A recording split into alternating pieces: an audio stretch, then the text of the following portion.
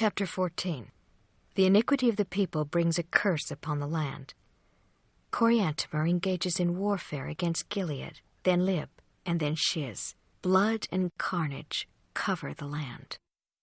And now there began to be a great curse upon all the land because of the iniquity of the people, in which, if a man should lay his tool or his sword upon his shelf or upon the place whither he would keep it, behold, upon the morrow he could not find it, so great was the curse upon the land.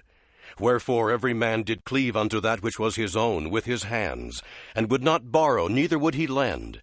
And every man kept the hilt of his sword in his right hand, in the defense of his property and his own life and of his wives and children.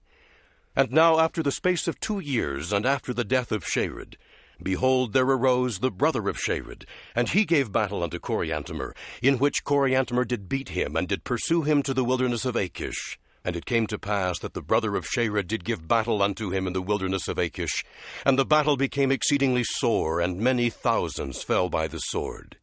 And it came to pass that Coriantumr did lay siege to the wilderness, and the brother of Shared did march forth out of the wilderness by night, and slew a part of the army of Coriantumr as they were drunken.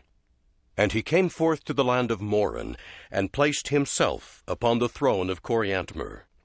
And it came to pass that Coriantumr dwelt with his army in the wilderness for the space of 2 years, in which he did receive great strength to his army.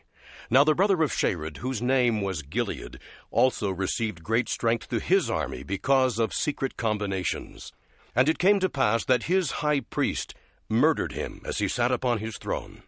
And it came to pass that one of the secret combinations murdered him in a secret pass, and obtained unto himself the kingdom, and his name was Lib. And Lib was a man of great stature, more than any other man among all the people. And it came to pass that in the 1st year of Lib, Coriantumr came up unto the land of Moron, and gave battle unto Lib. And it came to pass that he fought with Lib, in which Lib did smite upon his arm, that he was wounded. Nevertheless, the army of Coriantumr did press forward upon Lib, that he fled to the borders upon the seashore. And it came to pass that Coriantumr pursued him, and Lib gave battle unto him upon the seashore. And it came to pass that Lib did smite the army of Coriantumr, that they fled again to the wilderness of Achish. And it came to pass that Lib did pursue him until he came to the plains of Agash. And Coriantumr had taken all the people with him as he fled before Lib in that quarter of the land whither he fled.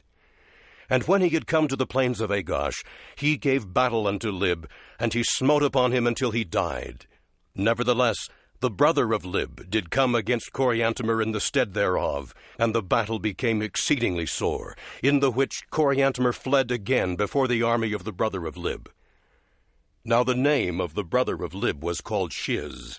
And it came to pass that Shiz pursued after Coriantumr, and he did overthrow many cities, and he did slay both women and children, and he did burn the cities. And there went a fear of Shiz throughout all the land, yea, a cry went forth throughout the land, Who can stand before the army of Shiz? Behold, he sweepeth the earth before him.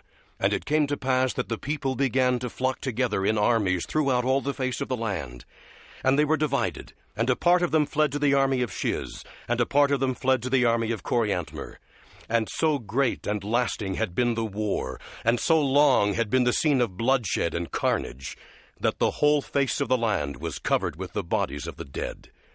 And so swift and speedy was the war, that there was none left to bury the dead.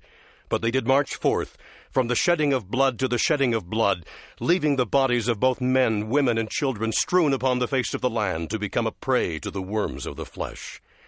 And the scent thereof went forth upon the face of the land, even upon all the face of the land. Wherefore the people became troubled by day and by night because of the scent thereof. Nevertheless, Shiz did not cease to pursue Coriantumr, for he had sworn to avenge himself upon Coriantumr of the blood of his brother who had been slain, and the word of the Lord which came to Ether, that Coriantumr should not fall by the sword.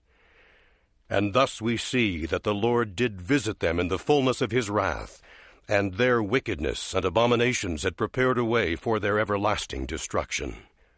And it came to pass that Shiz did pursue Coriantumr eastward, even to the borders by the seashore, and there he gave battle unto Shiz for the space of 3 days. And so terrible was the destruction among the armies of Shiz, that the people began to be frightened, and began to flee before the armies of Coriantumr. And they fled to the land of Korihor, and swept off the inhabitants before them, all them that would not join them. And they pitched their tents in the valley of Korihor, and Coriantumr pitched his tents in the valley of Shur. Now the valley of Shur was near the hill Comnor. Wherefore Coriantumr did gather his armies together upon the hill Comnor, and did sound a trumpet unto the armies of Shiz to invite them forth to battle. And it came to pass that they came forth, but were driven again. And they came the second time, and they were driven again the second time. And it came to pass that they came again the third time, and the battle became exceedingly sore. And it came to pass that Shiz smote upon Coriantumr, that he gave him many deep wounds.